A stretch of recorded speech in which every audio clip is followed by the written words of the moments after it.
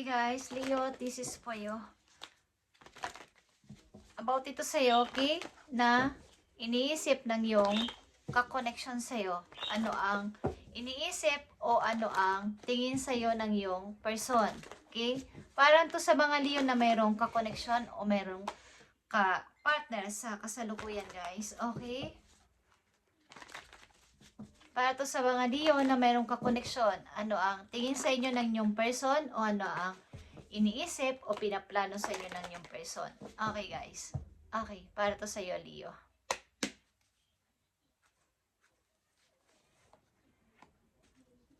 Ano ang iniisip ng mga person ng mga Leo sa kanila? At ano ang plano sa inyo? Ano ang tingin sa inyo? Okay guys. Titingnan natin.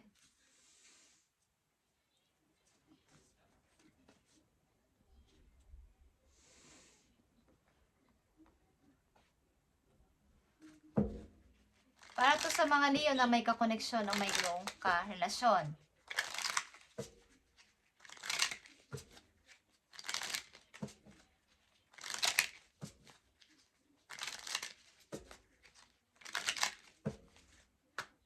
Ano iniisip sa inyo ng inyong person guys? Andito ang will you help me? Hey guys. Ilan siguro sa mga Leo ay mayroong pinagdadaanan. So kayo ay parang alam ng inyong person na kayo ay may pinagdadaanan galing sa nakaraan guys. At maaaring alam ang inyong nararamdaman sa kasalukuyan. Okay, para to sa mga Leo, ano iniisip ng person nyo sa inyo? Okay.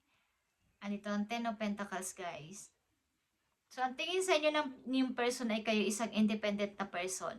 Okay? Palatrabaho, workaholic, mahilig kumbaga, ang mind niyo ay nasa money, diretso mag-isip about sa pag-grow, lalo na sa kaperahan. Okay, lang sa inyo ay busy, yan ang iniisip sa inyo ng inyong person. Kayo ay palatrabahong tao, independent person, at mahilig kumbaga, matipid sa money, mahilig mag-ipon ng money. Okay, at yan ang tingin sa inyo ng person, guys. Ang inyong person, ang inyong kakoneksyon. Okay, guys. Nakikita nyo to. Knight of Coins. 10 of Coins and Knight of Coins. Kayo yung person na ang tingin sa inyo ay kayo ay, kumbaga, kayang gawin. Lalo na kapag nagtatrabaho. Kaya ninyo ang lahat. Okay. Lahat ay kaya nyong subukan. Work hard. Okay? Work hard. Workaholic. Dedicated sa trabaho. Kumbaga is loyal sa trabaho. Pag usaping money, usaping pagpapaunlad sa money, ang ilan sa inyo ay busy siguro, yan ang tingin sa inyo ng inyong person. Okay? At nandito ang 2 of Wands.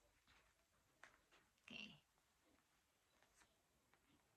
Maaaring ang tingin din sa inyo ng inyong person no, meron kayong maraming pagpipilian, meron kayong mga option, meron kayong mga offer.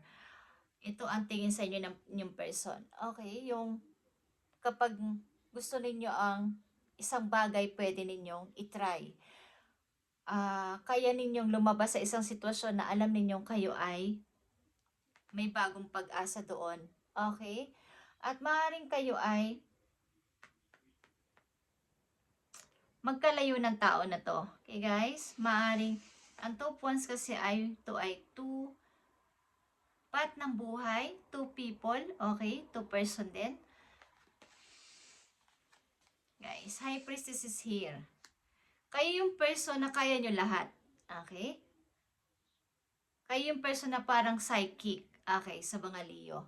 Yung may mataas na pagtingin sa karunungan. Okay? Alam ng tao na to na yung kakoneksyon na kaya nyo ang inyong sarili, independent kayong tao, palatrabaho, at may mga offer. Pwedeng lumabas kung gustuhin ninyo. Anytime. Kung saan ninyo pupunta, mag-travel, or what is, alam ng yung person ito na kayo ay may ganitong katangian. Okay? At alam nila na kahit ganito yung inyong katayuan sa buhay, meron din kayong pinagdaanan na mahirap na alam nilang nararamdaman nila yon para sa inyo. Okay? Ang tingin sa inyo ng inyong person ay kayo ay independent na tao, mahilig magtrabaho, at anytime, pwede kayong mamili kahit ano. Okay? At malihim din na person. Okay, yun ang tingin sa inyo ng inyong kakoneksyon, guys. So, anong gusto sabihin sa inyo ng inyong kakoneksyon? Leo, ano ang gustong sabihin sa inyo ng inyong kakoneksyon?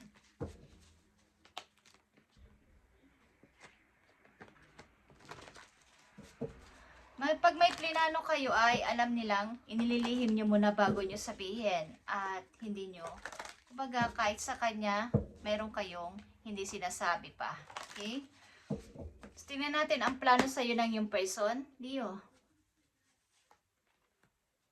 Plano ng mga person, ng mga Leo sa kanila. Kung ano yung kanilang plano para sa inyong relasyon. Guys.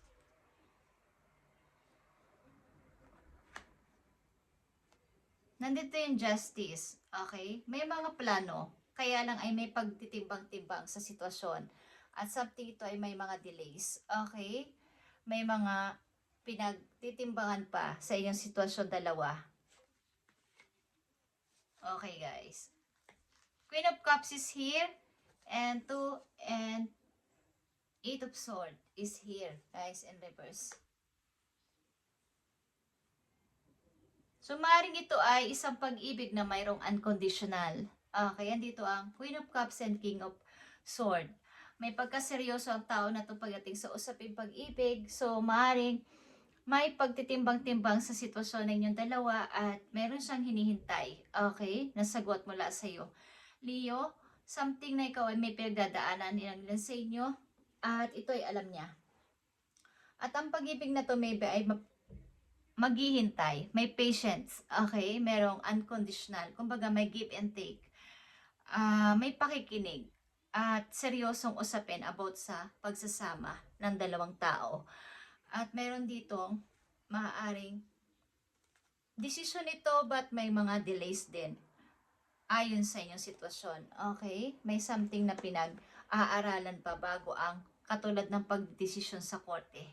Okay guys, yung something na may pagtitimbang-timbang kung ano ang dapat na unahin at hindi pa dapat gawin. Okay, Leo.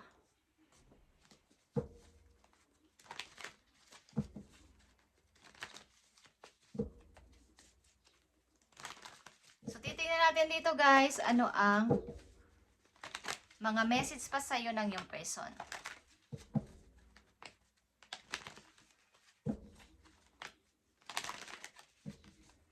Alam niya na may mga plano ka na hindi mo sinasabi sa kanya at ito ay kilala kanya bilang isang taong may mataas na karunungan about dito. Kumbaga ay ikaw yung taong malihim pag may mga plano ka. Mataas ang tingin, sa madaling salita, mataas ang tingin sa'yo ng yung person. Leo, tingnan natin. Ang mga nais sabihin sa'yo ng yung person. Guys, I need 3 messages dito. Nais sabihin sa'yo ng yung person, Leo.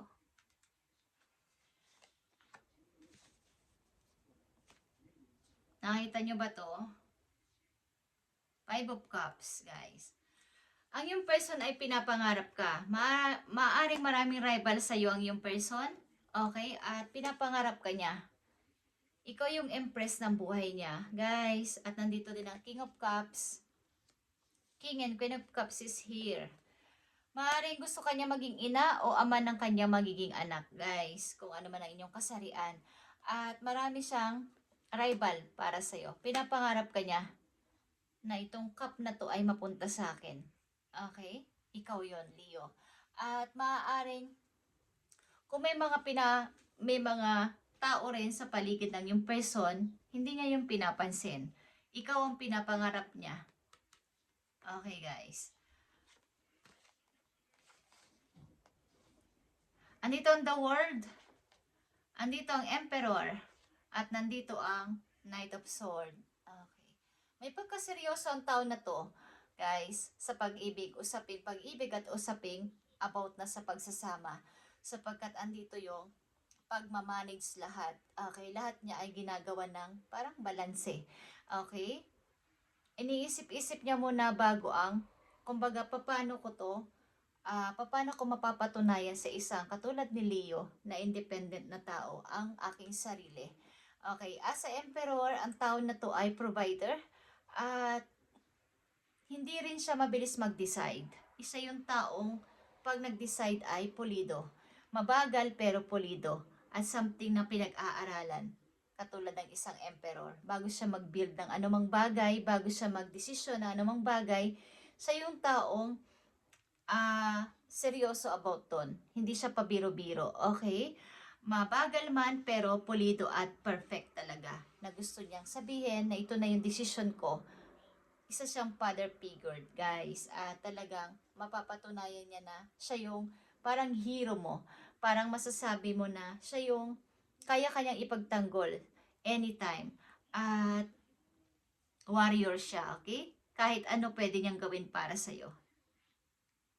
Kaya kanyang ipagtanggol, kaya kanyang i-rescue. At gusto niya siya yung laging bida sa usapin pag about na sa relasyon. Gusto niya kapag may hihingan ka ng tulong, uunahin mo muna siyang hinga ng advice o hinga ng help. Kaya, andito ang will you help me. Something na isa sa inyo magsasabi nito na will you help me. Okay? Ikaw man o siya. At kung ikaw ang magsasabi nito sa yung person, katulad nga ng Emperor at the Knight of Sword, hindi kanya pahihindian. Leo, lagi siyang andyan para sa iyo na parang isang hero. Dahil pinapangarap kanyang maging kanya. Okay? Pinapangarap niya ang cup na to at ikaw ito. Na sana. Sana. Okay, guys. Thank you, Leo. At ito ang inyong reading today about sa inyong kakoneksyon. At ito ang iniisip, plano at gustong sabihin sa iyo ng yung person. Leo, thank you and God bless.